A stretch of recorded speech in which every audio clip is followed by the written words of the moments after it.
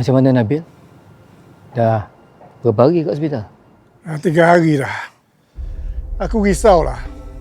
Teruk sangat ke dia kena uruskan sutera emas sampai jadi macam tu? Takkanlah sampai macam tu kau ni pun. InsyaAllah dia akan okey tu. Sebab apa? Dia akan cepat dapat bantuan. Doktor kata Dia masih lagi dalam pemerhatian. Doktor pun masih lagi mencari punca kenapa dia jadi macam tu. kau ni tak payah nak salahkan diri kau. Benda dah nak jadi. Lagipun bukan semua benda dalam kawalan kita. Ni, kalau kau nak apa-apa sekalipun, kau cakap aja. Apa-apa. Mami tak nak pergi tengok Uncle Nabil ke?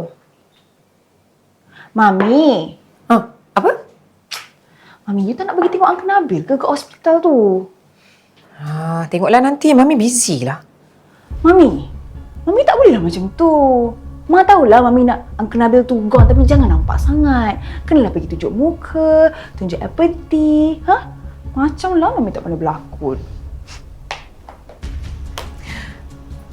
Tapi katakanlah Uncle Nabil tu umur pendek.